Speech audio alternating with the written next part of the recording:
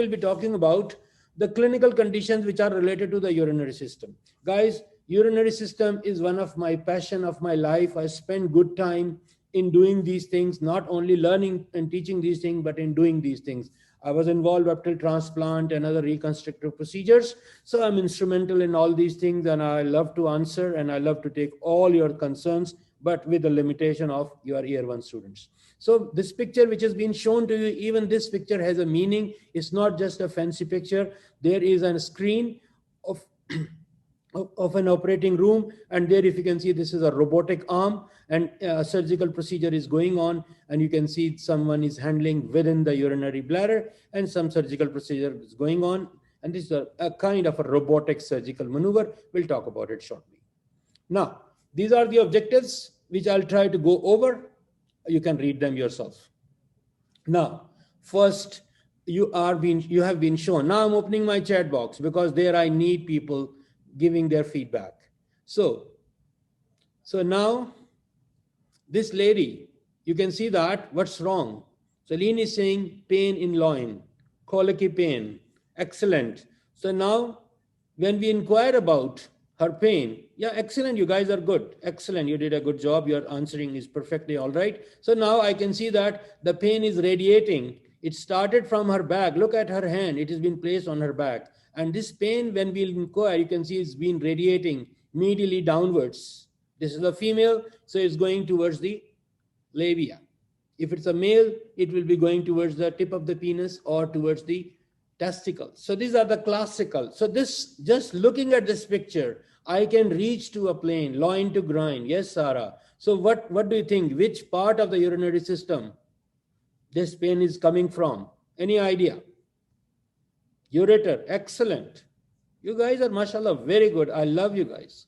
So now distribution of pain in the renal colic, and this is a classic of ureteric pain. So let's go for the history. So it's a 20-year-old female who was brought in ER, and she was complaining of what? Intermittent, like it's not a continuous, episodic, extreme pain in right side, because she woke up she was in a sleeping dress. She woke up in her bed.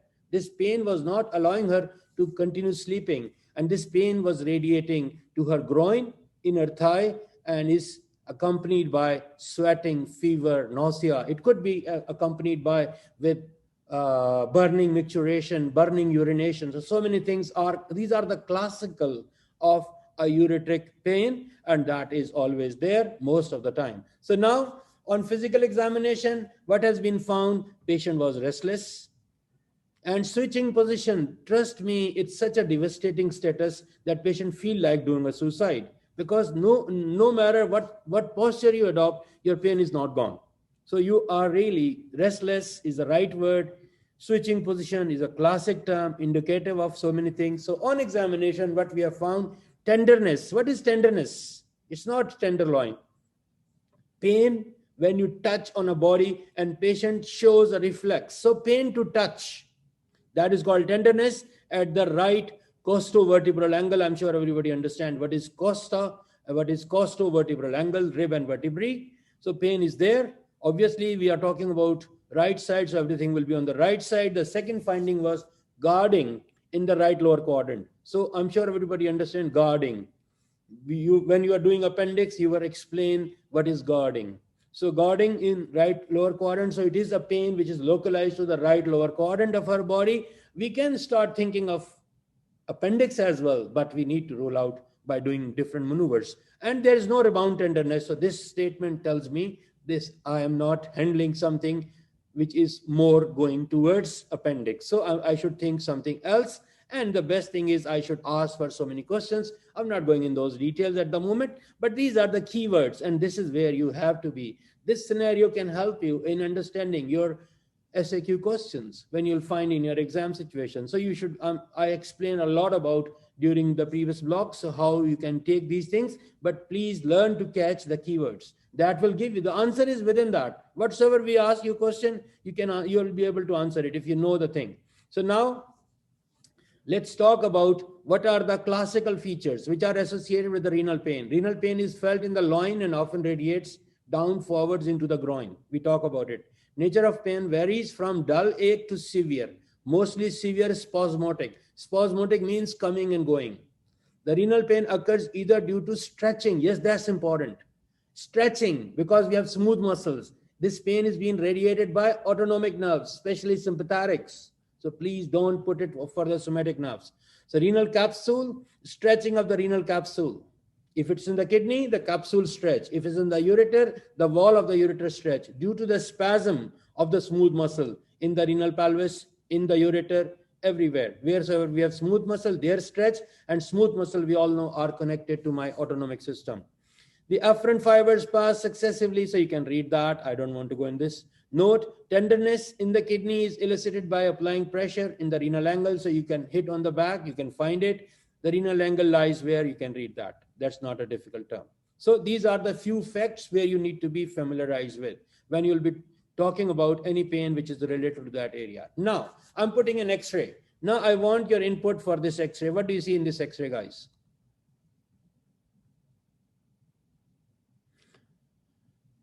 Stone in the ureter. So which part of the ureter? Any idea? Abdominal. Excellent. Urolithiasis. Urolithiasis is a term when any stone, guys, we don't use the word stone. We use the word calculi. Stone is a word for common people. So calculi. So if there is any calculi within any part of the urinary system, we call it urolithiasis. So abdominal part of the ureter, excellent. So you can see that the shape correspond. If you remember my YouTube video where I was talking about the X-ray KUB, this is an X-ray KUB, and you can see that the tip of the transverse processes has been visible, and it's so close to that. And I told you, so that tells me this is in the ureter. If it was somewhere here, I could have been thinking something different. So why I'm saying in the ureter? Because it's close to the tip of the transverse process, but still I'm not sure. I need to go for some more investigation as well. Abdominal part, yes. Farthest abdominal part. Abdominal part of ureter. Okay, so this is an X-ray KUB, and this is the calculus. You guys have picked up very nicely. Now, what do you see in this X-ray? Keep thinking. Guys, I'm waiting for hydronephrosis, yes, to a certain extent, but not very clear. Something else indicated by this white arrow. Catch the clue. White arrow. Can you see this white arrow?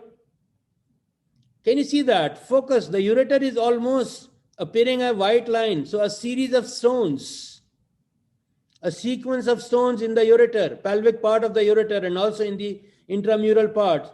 This condition, I don't want to go in detail. We call it Stanstraze, but if you don't know it, it's okay for you. But these are the stones, the gravel, the broken part of the stone after a procedure. They have impacted the lower ureter, the pelvic part of the ureter, and maybe the intravesical part of the ureter. So ureter has been stuck here. Obviously, before that, the ureter must has been dilated, and I can see something more notorious here as well. So let's rule out. So this is a calculus where at nearby where my ureter begins. You can see that these are the tip of the transverse process. Guys, you need to be connecting with those things. So this could be most likely abdominal part of the ureter, yes, and in abdominal part of the ureter near to my vesico-ureteric junction where the renal pelvis becomes ureter. So it lies at that place. It's also an X-ray KUB.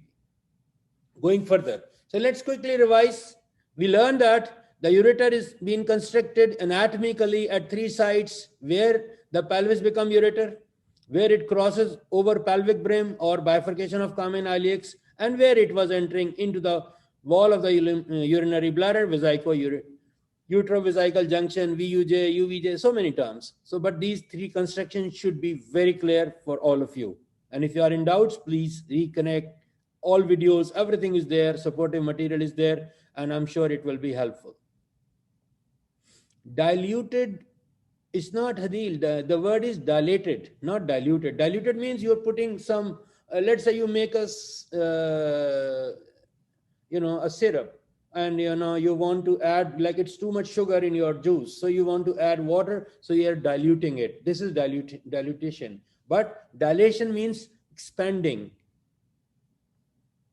No problem, I don't care. If you are making a mistake, we are here to correct you. But we cannot go over with the things. Okay, now I'm showing you another X-ray. What you see in this X-ray? You can see hydronephrosis, excellent. But what else you can see here? Stone, excellent. So staghorn, I keep my words. And there is a stone which is very nicely visible here. Let's label it. So this is a stone at the uretero-pelvic junction. And I can show you this image. This will be helpful. So this stone is somewhere here. Match it with this picture. So at the where the pelvis become ureter, the stone has been impacted here. And because of that, I have the back pressure, which gives me a staghorn appearance. So hydronephrosis, excellent, right word. So stone at the upper ureter, at the uretero-pelvic junction.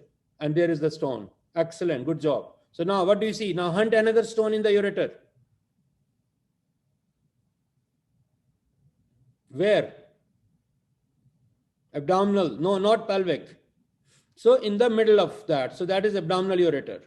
So now you can see that it could be below down. So it can be, if I take the constriction site where at pelvic brim where my common iliacs are being bifurcating. Are we fine? Then now in this condition, this is the third condition. Think of third constriction. There is a stone. Can you see that? Can you see a stone here, guys? It's difficult. Yeah, I know it's VUJ, but UVJ, but where it is? Can you see him? Uretrovesical. Yes, there it is. A very tiny stone. You don't need a big rock. A small tiny can cause significant. So where is that? You can see that it is at this place. So this stone, this calculi correspond to this thing. So you need to understand what are the orientation and what are the organization of these stones and how they are interfering with everything. And that you need to be very clear. I know it's very hard to see. You need to be trained for that. But this is a work for, will we always have hydronephrosis no matter where the stone is? Excellent. Miral will always have a hydronephrosis. Even ultrasound can tell us. And don't worry, this is not a rocket science that by attending one session you can be good, you can become a radiologist. No, this is just to show you how these stones are. So basically we're talking about that young lady who woke up from her sleep. So hydronephrosis is one of the key factors. So now you can see that the stone where it is located. So now, what is this? You have talked about that stone previously. Somebody talked about that. Staghorn, excellent, Khalid. So you can see that the whole renal pelvis has adopted the shape of the stones. And look at it. The whole renal pelvis, the major calyces, they have all occupied. The stone was there and it continued being layering up, unless it takes the shape. I'm sure everybody knows what is a stag. So it takes the shape of a stag, and this is called a staghorn stone. There are so many shapes. I'm not going in detail. Otherwise, I need good 4 or 5 hours only to talk about stones. So hydroureter will happen if the stone is somewhere. Yes, usually it happens. Good job. You guys are on a good track. I really appreciate if you continue with this type of preparation. Nobody can stop you from getting an A in your finals. Be rest assured, inshallah. Does staghorn need open? Yes, staghorn. But Khalid, if you come to me, I'll explain to you how we can handle staghorn now in the current days with our endoscopic procedures. There are ways of doing it. But old-fashioned people only open and remove. So now, what do you see in this X-ray? This is a different X-ray. I give a name to you. Retrograde pyloureterogram. So we have injected a contrast from below in the ureter. So what do you see here? What's wrong? Any idea about this X-ray?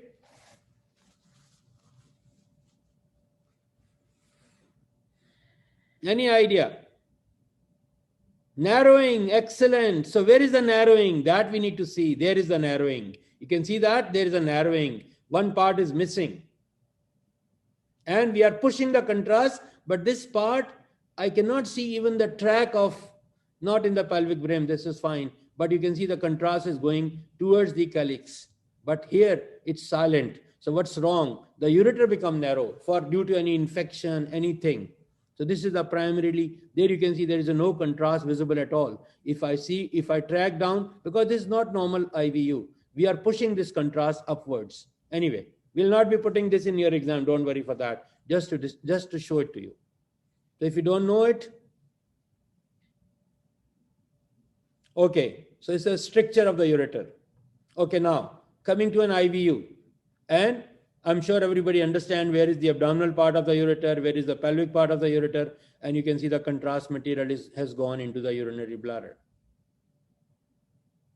Khalid is asking, how do we know this is not peristalsis?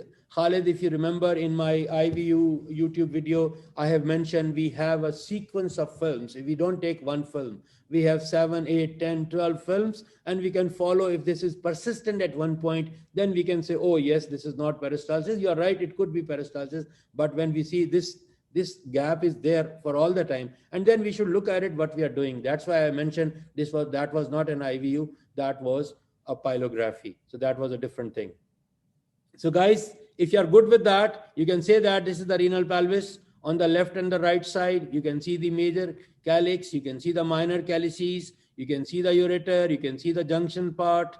You can see hair is missing, but still the contrast is going down. And you can see the pelvic ureter and you can see the intramural part. So this is what you are expected to be good at it, and try to coincide with the tip of the transverse processes. Most of the time you will find it there. So that you need to know. Okay, this is an IVU. And now we talk about that just to show you how the ureter courses. And I have explained in the YouTube video, so you can reconnect there. Okay, what is this? This is a very special study. If you don't know about it, it's fine. We call it isotope renogram when we are really concerned. So we do some special type of studies where we give isotope and scan. So if you don't know about it, it's fine. So urinary stones, commonest urinary tract stones are calcium oxalate. We have so many chemicals, but calcium oxalate are on top. Stones are best diagnosed, non-contrast, CT. Most stones, any stone less than 5 or 4 mm, pass on their own. You don't need, no matter you drink whatsoever, some holy water or some bera or this and that, they have to pass. Dance, jump, climb, they have to pass. But anything bigger than that, that gives you trouble. So 80% stone pass on their own. Only 20% stone got stuck. So medical expulsive therapy remains, controversial. So, I told you what is the cutoff. Okay, going further. So if we don't, these are, in this picture, I'm showing you so many obstructions. If we don't treat these obstructions, what can go wrong? Look at it. Obstruction at the neck. It will result to what? So many problems in the bladder. So many problems in the ureter. We call them hydroureter. Then you can see hydronephrosis. Then you can see the cortical loss. So these obstructive things will lead ultimately to what? Azotemia. Khalid, I will explain to you separately peristalsis. Don't worry for that. So if we don't handle these situations, we'll end up with azotemia. Why is there a pencil in the bladder? Yeah, that's a long story. I will answer you not today. Somebody has inserted this pencil. So I'm showing you all the possible things which may occur, and I am a witness. I have removed so many things from the bladder and which were self-inserted by people. That's a different mindset of people, and they do these things and they create problem for us when you're handling them. Self, yes, Osama, don't put your time on that. People does those things. Okay, so what is that? Tell me, what is this? What you are looking at here? Kidney, I know, but why this kidney is shown here, dotted? Did you heard the term epistosis, dropping of the kidney? So this kidney, we all know the layers of the kidney, is being externally paranephric fat, renal fascia. We call it Gerota's fascia, paranephric fat, and ultimately the innermost layer is the renal capsule. So in the people who are having starvations, excessive starvation, excessive weight loss, diabetics, some of the diabetics, the fat goes away, and now it's not in the pelvic region. I just shown you separate out thing. So this kidney drops from its original position. So now this is called epistosis.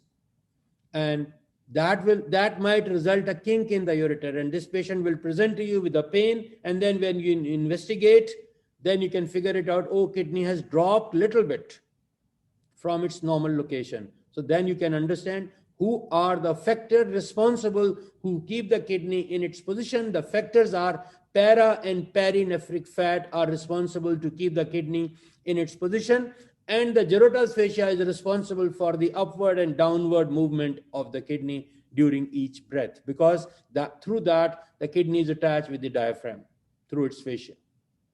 Is the kink in the ureter more susceptible to a stone? We have to investigate, Yusuf. We have to look for it. We have to do X-ray, KUB, ultrasound, IVU, CT scans, and all that, and then we can figure it out. Oh, what happened? When you look into so many things, it's not only you're doing one thing. You are taking history, examination, everything. Then you reach to a conclusion. Okay, guys. So what is that? Any idea? What do you see in this image, guys? Write in the chat. Fiham, I like your try. I love it. But at least you're trying.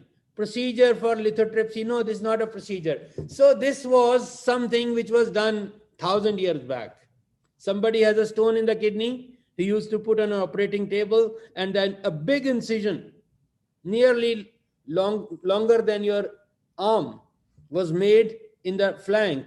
If it's a right stone in the kidney, from the right side. If it's a left, from the left side. So this was an old-fashioned thing, still being used in some very rare occasions. Nowadays, this practice is gone.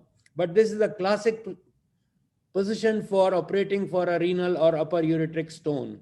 And this is being done, this is being practiced across the globe.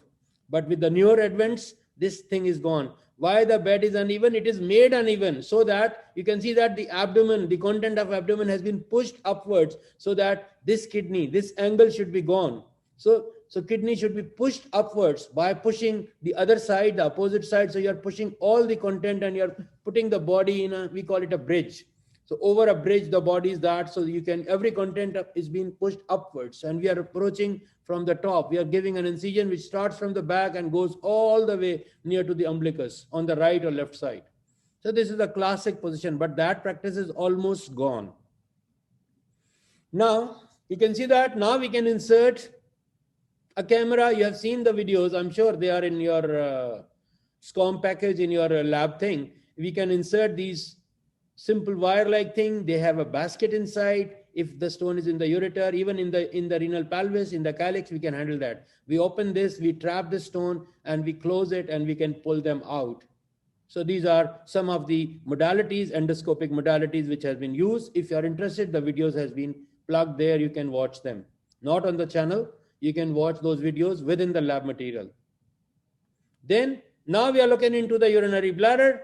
I'm sure everybody is good. This picture was also been mentioned there. Only you can see the opening of the ureteric orifices, and then you can see this triangular shaped thing is the trigone, and then you can see the internal sphincter. You can see the prostate gland. You can see the prostatic urethra, pre-prostatic urethra or bladder neck, and then you can see this is where we have reached near to the bulbar urethra, and this is the muscle, transversely going muscle, and this is the external sphincter, and that is the internal sphincter. I'm sure everybody should be good with trigone. Paul must have explained about what is the difference in the trigone. Connect to that. Which nerves control the internal sphincter, which nerves control the external sphincter, who's involuntary, who's voluntary, that you need to be very good. This has been already explained. Simply, internal sphincter, involuntary, autonomic nerves. External sphincter, voluntary, and somatic nerves. Pudendal nerve is there. How the endoscope tube don't rupture the vessel of the ureter. It does, Sana, but not to a big extent. We have so many, and we are going inside. If you watch the video, your question must have been answered yourself. So guys, you are expected to be good with all these, and peritoneum only covers the superior surface of my urinary bladder. The posterior relations of the urinary bladder in a male, so we should be good with that. The ureter, the vas deferens, the seminal vesicles, and the ejaculatory ducts, and down you can see that the big urinary bladder is sitting in a small prostate. That you need to be good at it. So guys, This is a very commonly done procedure. Where and who is being undertaken? The people who cannot pass urine, people who are undergoing a surgical procedure, the people who have suffering from a stroke, people who are in ICU. We have to insert this rubber tube. It goes all the way through the male or a female urethra, and there's a balloon attached. When we, through this channel, we inject a fluid. This should not be saline. So we install the distilled water, and this balloon inflates and it becomes self-retaining. And then through this channel, we drain out all whatsoever urine is present in the lumen. So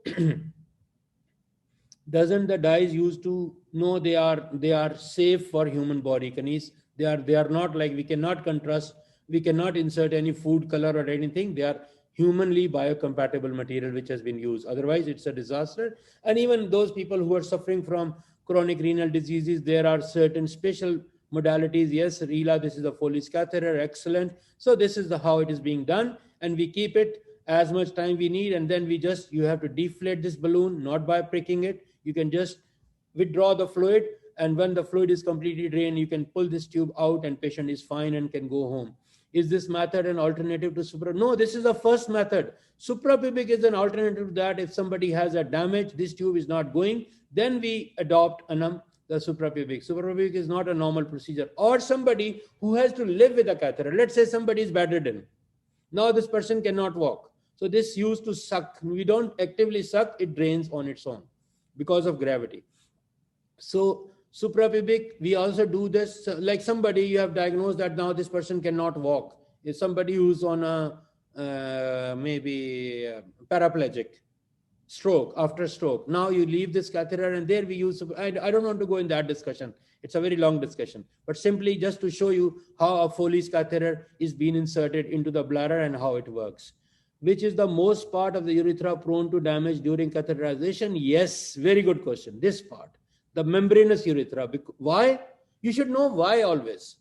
There are bends. You remember, I draw two big circles. One was, if I'm not wrong, one was green and there was another color. So this is the second place. And I mentioned in my YouTube video that when we are inserting the video on the urethrogram for the beginners, when we are inserting this tube, we should be negotiating. We should be careful. We should not be pushing. I don't want to mention to you disasters when people does. I remember, I will never forget rest of my life. One stormy night, I was wake up, there was a crash call from ER, and somebody was forcing a catheter, and while forcing, they were able not to reach because it was a problematic patient and they were trying to do at home. So they pushed this Foley's, and this Foley's was inserted into the rectum, and they inflated the balloon, and balloon was seen out of the anus. And this is when I went to the ER, I saw that situation. It was a disaster. It was a nightmare. I'll never forget for the rest of my life.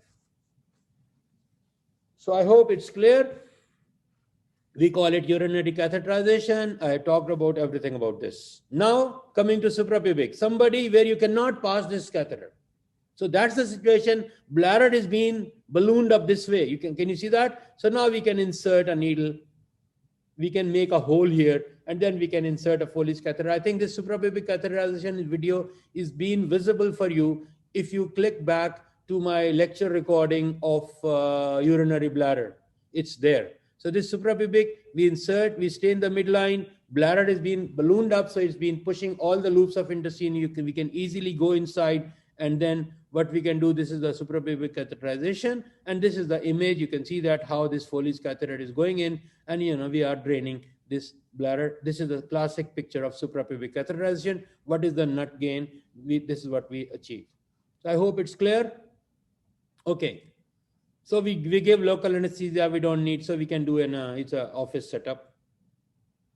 Is this because something obstructing the urethra? Yes, something obstructing the urethra, someone caused a damage to the urethra. Prostate is so enlarged that catheter is not going in. So there are so many reasons. Now, this is what I was trying to tell you. The normal bladder, look, the loop of intestine are not allowing you. If you try to enter, usually I'm sure when you've seen on the cadaver, it was sunken, seen behind the pubic symphysis. But when it is full, see, when it is full, when it is obstructed, something wrong here. So now it balloons up. So now all the loops of intestine, they've been pushed upwards. So now you can insert this needle, and then you followed by insertion of this catheter, and then you can drain them very easily. Now, this is another case. I'm sure we are clear about the ureteric stone, what happens, how are the different x-rays, what are this and that, everything we talked about that lady. And you can answer if there is any question being asked on that concept. Are we clear? Right? Yes or no? Perfect. Okay, guys. So now I'm bringing another case. It's a story of an old person. A 65-year-old male visits the clinic and complaining of what? Progressive difficulty in urination, or maybe sudden difficulty in urination, but 65-year-old, this is a keyword. Old male, another keyword. Complaining of what? Progressive difficulty in urination. So it triggers me to something. This is another trigger. Over past 6 months, it's not something overnight. If it was overnight, it was acute retention. For last 2 hours, it was acute retention. But this is for last 6 months. That's happening. So patient reports frequent need to urinate. So it means he's having nocturia, waking up in the night time so many times. Urine stream is weak, started and stops. So urine comes and then stop. Then he has to push, strain. Then something is going out. So he's trying dribbling, some drop fashion. He's spending hours and hours. His family is sick and tired of him. Every time this old man, grand person, I'm sorry, I'm saying old man. So when this guy is going to the toilet, so you need to look for another toilet because he might spend 1 hour plus. Trust me, he is in pain. He is in trouble. Don't be angry on him. He is suffering. He needs our help. Very good Fatun prostate enlarged. His prostate is enlarged, BPH. You guys are, mashallah, very good. I love you guys. You are amazing. I'm speechless. Why I'm teaching? You guys already know everything, mashallah. So now what happens? So we are good. We are on the track. So on physical examination, we do a digital rectal examination, and that revealed an enlarged prostate with symmetrical. Guys, these are the keywords: symmetrical, smooth, firm prostate. So now we need to understand. In BPH, firm. Tip of your nose is firm. Remember this. If it is hard like your forehead, it's not BPH. It's more likely a cancer of the prostate. And if it is soft like pin of your ear, that is a rubbery prostate. That is prostatitis, inflammation of the prostate. Firm, hard, soft. Remember these three terms. So DRE, if it gives me symmetrically, symmetry means I'm within the control. So benign condition. If it was asymmetrical, I can be thinking of hardness. And it is smooth. I don't see any nodularity. There are no bumps. Firm. You know what is firm? On the posterior surface, anteriorly, I'll be showing in without any tenderness. So if there is any tenderness, you touch the prostate and patient hold his breath, or an sound comes, it means this is prostatitis. So you have to be very clear. Firm, hard, soft, and then tenderness, symmetry, nodularity, smoothness. Guys, these are the keywords. If you know them, for rest of your life, you can be a pro for a rectal examination. Now, what are we doing? We are inserting the digit. That's why we call it digital rectal. Through the anus, you can see that I can palpate the prostate gland. Which surface of the prostate, which zone of the prostate is palpable to me? It is the peripheral zone.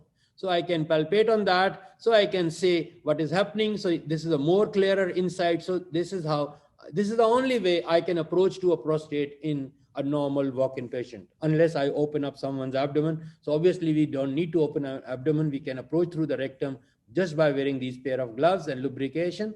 And then you can palpate on that. And what next you'll get, so this is we call digital rectal examination. Why digit? This is a digit. Rectal, because you're in a rectum, and it's a kind of an examination. So you can see that when your finger is through the anus, in the rectum, you can by your finger, you can press on the prostate and you can get is it firm? Is it soft? Is it hard? Is it smooth? Is it nodular? Is it tender? So everything is possible. So by doing this simple finger gives you a lot, but not final, but that's the beginning of the story. Now, zones of the prostate. How does it feel when the prostate is smooth? Prostate, when we were born, it was the size of a peanut. And when you reach to the age of 40, 50, it's like a walnut, like an apricot. And when it is enlarged, it's like a Portugal. Super enlarged, a grapefruit. Gross, that's not needed. So when it feel, coming back to your question, a normal tip, side of your nose, this nostril, external nair, this feeling, this is different from this firmness. So this feeling, this is a normal feel. You can feel it's smooth, it's not too big. You can palpate the different surfaces. Your finger can go over the prostate. That's one of the key points. Your finger can go over the prostate. If it's enlarged, prostate becomes big. So your finger cannot cross over. It will stay somewhere in the middle. So that might happen. So guys, now talk about this image. What is happening? So I have put different colors here. So what are these colors indicated? What does this yellow means? Any idea? Transitional, mashallah. Don't say central. This is my, yellow is my transitional. Orange is my central. And this reddish is my anterior fibromuscular. And this green is my peripheral. If you know this, and you can see that this is a prostatic urethra. And let me show you another transverse section. So I'm sure there you can see in a transverse section who surrounds the urethra. Urethra goes through the prostate like this, through and through. So that is the yellow thing, we talk about it. This was the transitional zone, and you are looking at the central zone, and you're looking at the peripheral zone. Are we clear about that? So I can insert the key. This key will help you to understand. So guys, these are the zones of the prostate. Older books, older people will still talk about the lobes, but that concept is gone. So we are talking today in the anatomy, in the clinics, zones, so that you should be good with the zones all the time. Both BPH and prostatic cancers are associated with the transitional zone. No, Atas. BPH is primarily concerned with the transitional zone, and the cancer is primarily concerned with the peripheral zone. That we need to remember. Out of these four zones, only you need to be focused on peripheral and transitional. Forget these two other colors. They are not doing anything. So BPH for this orange thing. Sorry, BPH for this yellow thing. And this yellow thing is the transitional. And the cancer for this green thing, that is peripheral. These 2 points should be very clear. Okay, so now what are we looking at? We can see that a prostate who has been enlarged. So as a result of that, the urine is trying to come, but it is being returned backwards. So urine is not passing down because this channel has been narrowed. So the urine is coming, dribbling and all those things. So that is happening. So now what we need to understand. So there I'm inserting another image where I'm just showing you what we have talked about, the zones. And I'm sure we are good about those zones. I need not to spend time on this slide, just a self-explanatory. Now, this is a very, very important slide. Lower urinary tract symptoms. You remember I talked about LUTS. In my presentation, I use the term prostatitis. Prostatitis is an old term. I'm still using it because questions are more talking when you're talking about the basic, they use prostatism. But in the clinics, they use lower urinary tract symptoms, LUTS, they are the similar words. So primarily, we have voiding symptom and we have storage system. Voiding means they are associated with urination, and storage because there is a blockade. So those will result in that. And you have to, your objective is what? To match. And out of these so many, let's take one by one. Poor flow. We all know urethra is narrowed. Intermittent stream, because the sphincter is being disrupted. Dribbling. After micturition, we know that some part of the is being raised, so urine still coming drop by drop and it's been narrowed down. Sensation of poor bladder emptying, because some urine still stays in the bladder. So that gives a sensation. Episode of near retention, you are not able to clear your bladder completely, so you feel like still it's been very narrow. Storage frequency, when the urine is there, so you are visiting so many times. Normally, if you are, so this is frequency like you're visiting more than your normal routine. Like every half an hour, every hour you are visiting so many times. You can, in winters, if you are sitting in the cold room, you are visiting, but you have to differentiate. Nocturia, if you are waking up during your night time, when you go sleep, if you are waking up even once, think of it. But make sure before sleeping, you should not have consumed some coffee, some other drinks. We have to be careful for that. Urgency, we'll talk about, these are the kind of incontinence. So nocturnal incontinence, enuresis, this is more associated with the kids. You remember when we were kids, we used to pass urine when we were sleeping, and when we grow big, we learn to get out of these problems. I'm sure this slide has a lot. You need to connect with the anatomical explanation that has been available within my recording of lecture of prostate. You can find it there, even in the resource material, it has been mentioned there.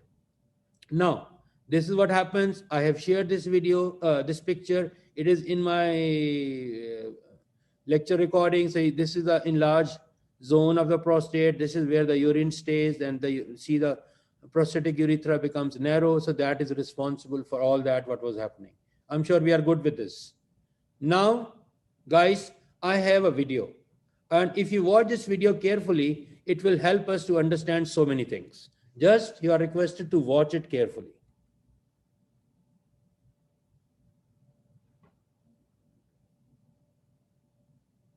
Prostate enlargement and prostate cancer are two common conditions that affect men. In both cases, it is the prostate, a small gland in the pelvis, that is affected. Let's look inside the body to learn more about this gland. The prostate is only found in men. It's about the size of a walnut and lies inside the pelvis underneath your bladder. It surrounds the urethra, a thin tube that carries urine from the bladder through the penis where it leaves the body. The prostate produces and stores a thick fluid, which is a major part of semen. As you grow older, your prostate may get bigger. This is known as prostate enlargement, or benign prostatic hyperplasia, BPH. It is still not fully understood why the prostate enlarges with age, but growth hormones such as testosterone and estrogen undoubtedly play some role. This condition is not dangerous, but may affect urination as the enlarged prostate squeezes your urethra. In some men, treatment is needed to alleviate symptoms. Having prostate enlargement does not increase your risk of developing prostate cancer. However, some of the symptoms may be similar. So it's important to see your doctor if you notice changes in urination. Prostate cancer is the most common cancer in men, with most cases developing in men aged 65 and over. It occurs when cells in your prostate multiply abnormally and form a tumor. Prostate cancer usually progresses very slowly. It can take up to 15 years for the cancer to spread beyond the prostate, and initially, you may not experience any symptoms. However, as the tumor grows, cancer cells may spread to the surrounding tissue, lymph nodes, and bones. If you are diagnosed with prostate cancer, your team of doctors will discuss treatment plans with you. The type of treatment recommended will depend on your age, the likely progression and stage of your cancer, and possible side effects of treatment. Treatment is not always needed, and periods of active surveillance or watchful waiting may be recommended to see how the cancer develops. Prostate cancer can be cured when treated before it spreads to the surrounding areas. Treatments include prostate removal, hormone therapy, and external or internal radiotherapy.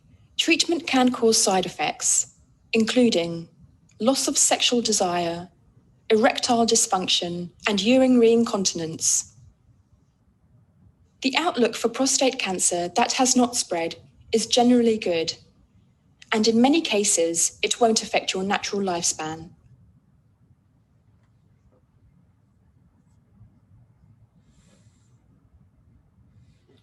So guys, now I'm open for your question. If you have any, while you're watching these videos, where I was trying to cover up with the help of this video, the problems associated with BPH and the cancer. Why would you want to watch a cancer grow? Who's saying why would you watch a cancer grow? If you detect it, it's better get rid of it. Earlier the intervention, better are the results. I can give you an example. I'm sure everybody knows Tom Cruise. Do you know him or not? Tom Cruise. So Tom Cruise, he is such a celebrity, and we all watch his movies. We all wait for his movies. He was once a patient of a cancer. Cancer of what? Cancer of his testes. He was operated in time, and you can see him. He has everything. So if you intervene early, if you intervene before, a good example is Tom Cruise. Everybody knows him. And he was operated way back. He's fine. He's enjoying his life. Getting it? So the moment the prostate cancer is a kind of a disease, and very interesting. Most of the big name of this world, most of the legends of this world, their cause of death is cancer of the prostate. This disease doesn't show up unless it spreads out. It's very difficult to, the other disease, you have a fever, everybody, you can see that you are warm, your body is hot and this and that. But cancer of the prostate usually appear very late. And when it appears, patient experience, oh, there is a pain in my back. And then when you go for the backache, then it was found, oh, this is not a simply pain in the bones. It is a problem with the cancer cell has reached there. How Atas is asking, how would someone detect prostatic cancer if it is no symptom? If you remember, people go for periodical, every year they go for checkups, and just doing one simple finger insertion in the rectum can give an early pickup. Simple. One single digital rectal examination can save you from a death. You pick up early, you can go for intervention, and you can enjoy your life. I gave you a living example of today. We all know him who's surviving. So anyways, I'm sure we are clear. Is there any question from this video which you have watched? Anything which bothers you? So I don't see any questions, so I like to proceed. So now in this image, what I'm showing you, look at it. We all know the prostate cancer. Cancer of the prostate is located in the peripheral zone of the prostate. Is LUTS the same as prostatism? Yes, Khalid, LUTS and prostatism are together. Prostatism is the old name, LUTS is the new name.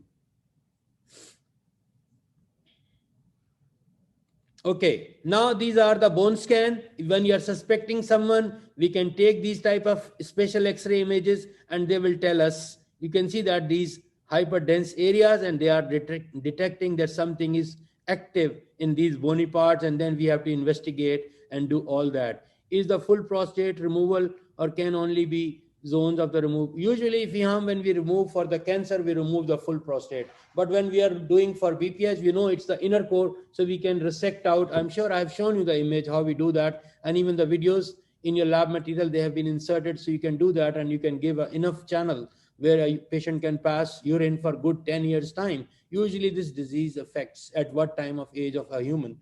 Around when somebody is 60 plus. So if you are getting this treatment, 10 years is good. And if further needed, is a simple procedure. It's not a big deal, big rocket science.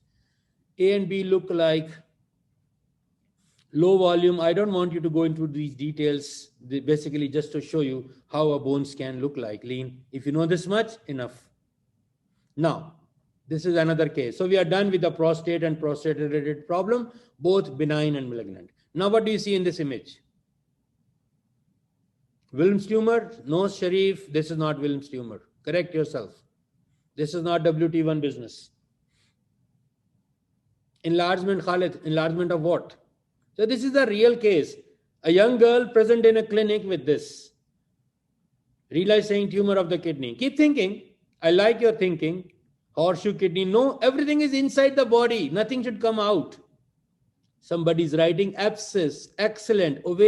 Ovaries, Mariam, they are inside the body. They will never come out like that. So this is a abscess. Now abscess where?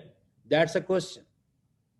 So I can show you another picture. Now see in this picture, the same girl, can you see an enlargement, unusual enlargement here? You may think, oh, this is a femoral hernia because a female. But when you feel it, it is soft.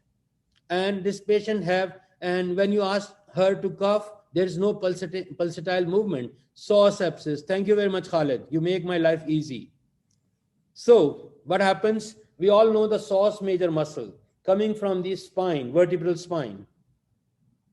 The vertebrae, which vertebrae? The lumbar vertebrae, and they are attached to the transverse processes and the bodies of lumbar vertebrae. So if there is a tuberculosis in the vertebrae, and that tuberculous material can spread down under the fascia, so it can come down and it can present at the iliopsoas junction. It may be, and if it's on the back, if it pops outwards under the skin, so this pus material, and it's a cold pus, and the treatment for this is not only the drainage of the pus, but the treatment is we have to treat the tuberculosis of the spine. So we have to give medication, and then if need arise, we have to do some surgical maneuver. So this is the situation, and this is the explanation.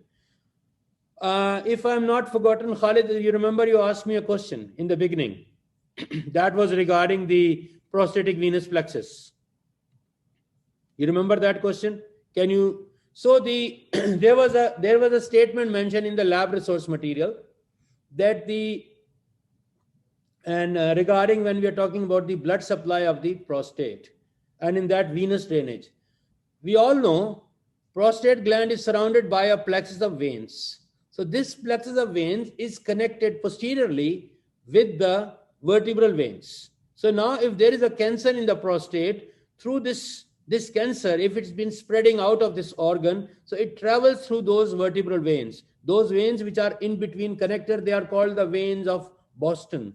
So these veins of Boston, or if you can just simply say the vertebral veins, so they carry to the vertebral bodies. And then we have longitudinal connection, which can go even up to the base of the skull. So this cancer cell can reach to the vertebrae, can reach to the brain, can reach to the skull. And this is how these patients, they present with the backache. And this backache, when we investigate that, we find out, oh, it's not a simple backache. There is no herniation of the disc. There is no disc problem, but this is more of an issue with that communication. So the cancer cells has been migrated from the prostate towards these bones. And this is the time when patient present, and when you investigate him, oh, now the family asks how much this person will survive. Now you have answered, oh, this is not a local organ confined disease. The disease has metastasized. The disease has spread it out. So once the disease has spread it out, the whole plan go change. That we need to understand.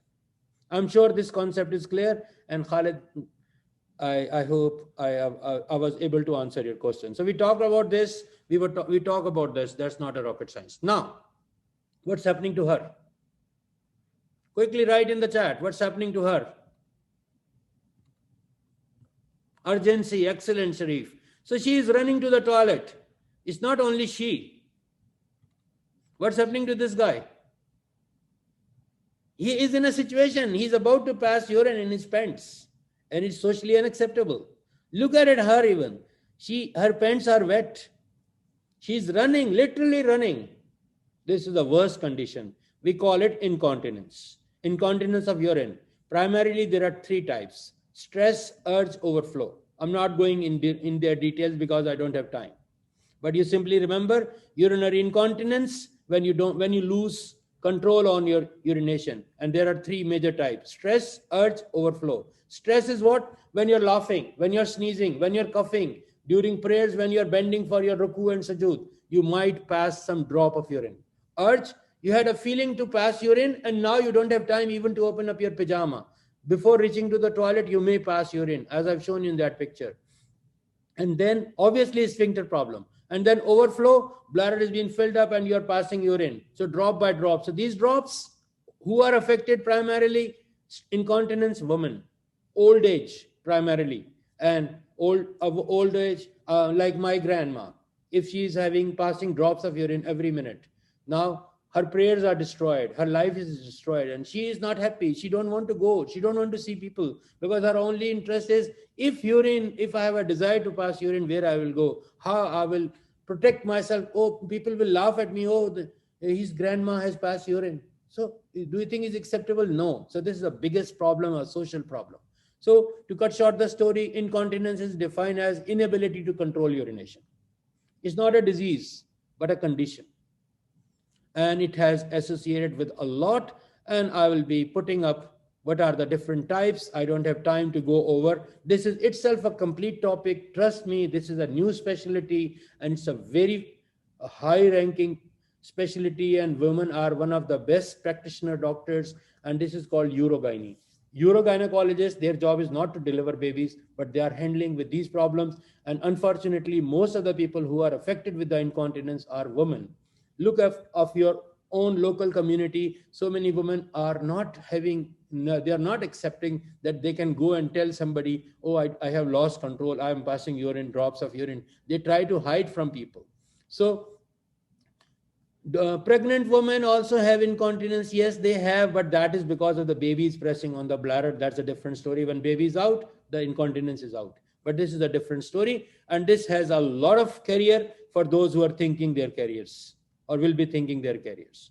Anyway, I don't want to put time here. Now, what is this happening here? Any idea? I want your words. What are these guys are doing?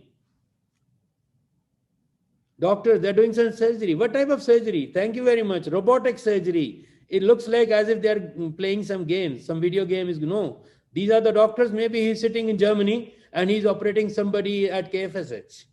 He's sitting in Alaska, he's operating somewhere in South America. So remotely it's doable, because precision, hand-based, excellent. So these are old people now, their hands are shaky, they have tremors, so they can, with these robots, they can handle those things. And going next, these are doing here, this is done. So now this is the location. Look at it, their operating room. Look at a robot, and look, these guys were doing, and these are their instruments. You remember in the beginning, my first slide was showing one of these, and they were helping. They were connected. This robot is connected, can be remotely connected to a patient. Patient is sleeping in Kuwait and the doctor is sitting in US, and can be doable. Patient is being fixed here and doctor is sitting remotely, or maybe in the other room, maybe very old person having tremors, other things, but it's doable. And it's a very expensive game, but it has its better things. So now this is the setup. Look at it. This is the surgeon. This is the robot. And these are the anesthetists, nurse, and all those people who are helping. Has it become common? No, not yet, Sarah. It's a very expensive gadget. But I'm sure in Saudi, there are quite a few. Not many, but quite a few. Big centers must have them, I know. But let's not go into these things. So just to show it to you, then why do we study medicine? What do you mean by this? Can you elaborate your question? Robots, no. Robot, who's controlling a robot? Faris, a man. You know, this comes when they've created, oh, stents has come, now there is no role of a cardiac surgeon. Still cardiac surgeon is needed. When the antibiotic has arrived, there is no need of a doctor. Anybody can buy an antibiotic and treat themselves. Is it happening? No. So robots, don't be scared of robots. Robot cannot replace you. Human is above any. Who makes a robot? Human. Yes, thank you very much, Sarah. Robot is a helping aid. When you grow old, when your hand becomes shaky, you cannot operate, no matter you are a best surgeon of the universe. Now you cannot. So these robots are helpful to you at that time. Anyway, it's a long. So what's wrong with this guy? What the hell he's doing? He's inserting a tube in his umbilicus. What's wrong? Any idea? Do you like to help him?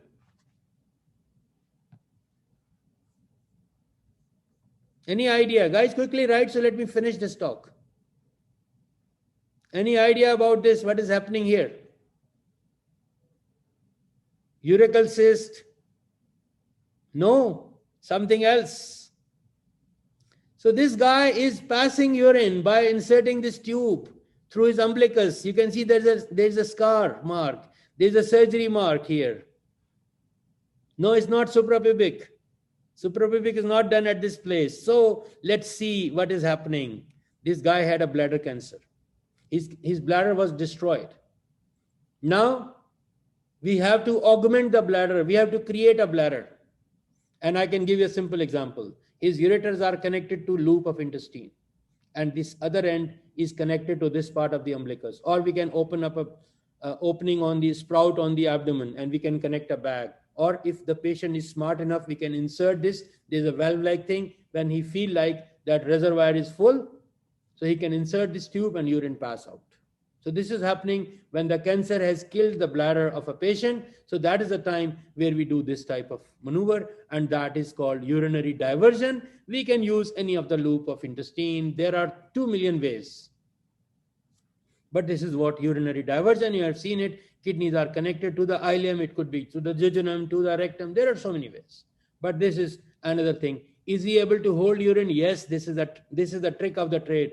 It has a valve-like thing. So when he insert this tube, only that time he can pass out. But he will not have, because he don't have a trigone. So no sensation. Only he can do periodically after every 2 hours. He is going to the toilet, taking this tube out of his pocket or out of his bag, inserting and just evacuating the pouch. This is the pouch now. This is not the bladder.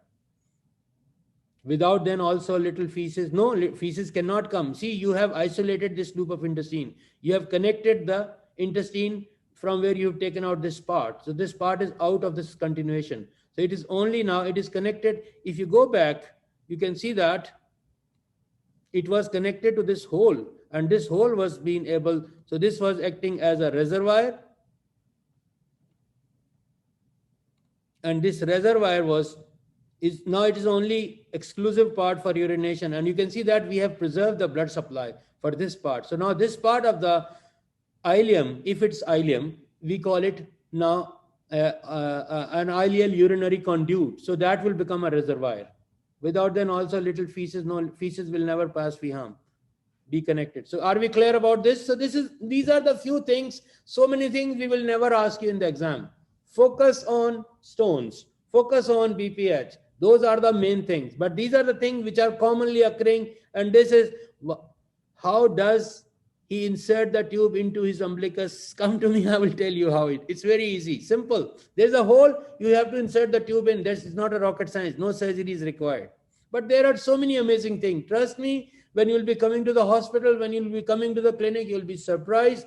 Sky is the limit. There are so many nice things which are there. So what is this happening? I'm closing up here.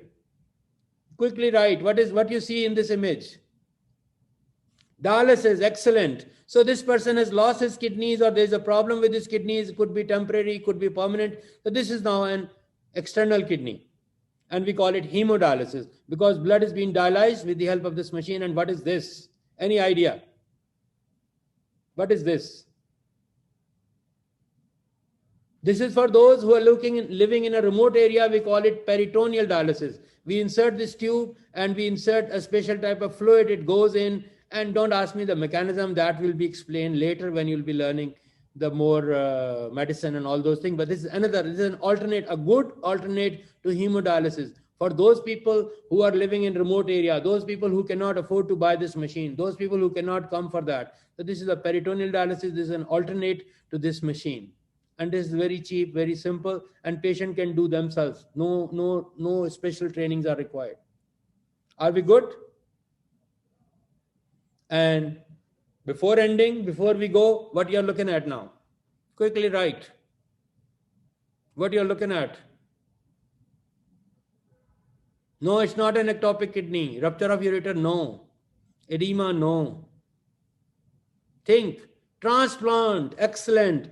So when we are transplanting a new kidney, we need not to go to the original. We don't remove the diseased kidney. We just transplant it if it's on the right side, right iliac fossa. From the right, directly from the common iliacs, we connect the renal artery and renal vein. And ureter is directly connected with the urinary bladder by making a hole in there. So this is a transplanted kidney, and this is how it's being done. I hope we are clear for that. So guys, this topic has been discussed with you already. There is no rocket science here. And now we have talked about it. So now I'm open to your question if there is any, please. We are done with the presentation part. Any questions?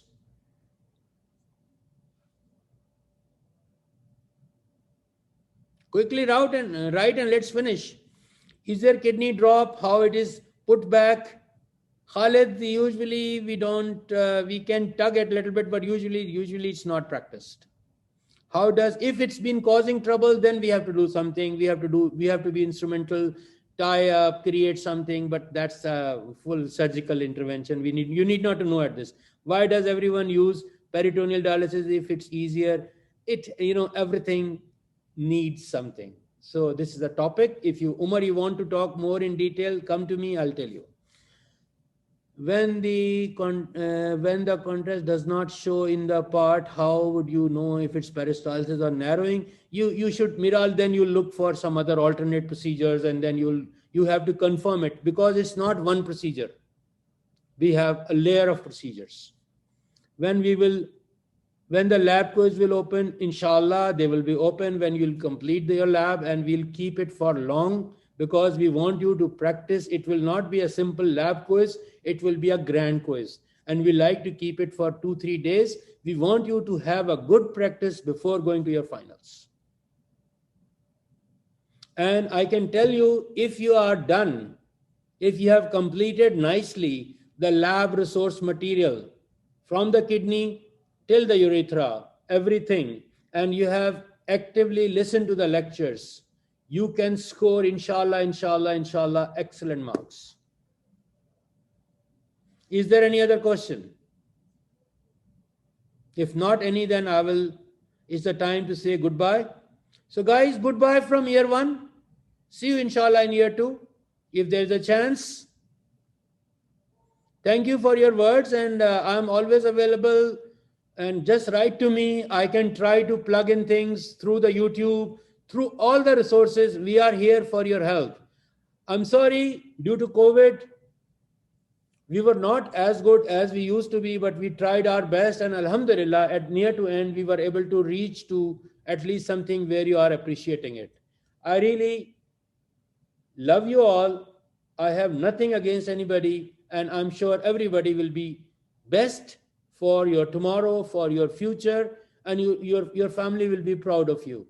And I'm really proud of you all. You are so good. You are amazing. You did a good job during this worst pandemic time. You are the best people I have ever met, ever seen. Thank you very much. Stay blessed, stay safe, and for anything, feel free to communicate. We are always instrumental to help you in any difficult time. And for the peer tutors, we'll be giving you certificates probably at the beginning of next year, in front of the new year 1 batch, so they can see these are the smart people who are scoring excellent, and now they are being appreciated in a big way. We'll try our best to help you, to highlight you that you did a good job. But anyway, for me, everybody was so good, so amazing, so instrumental, and I love you all and looking forward. Thank you very much. Ma salam.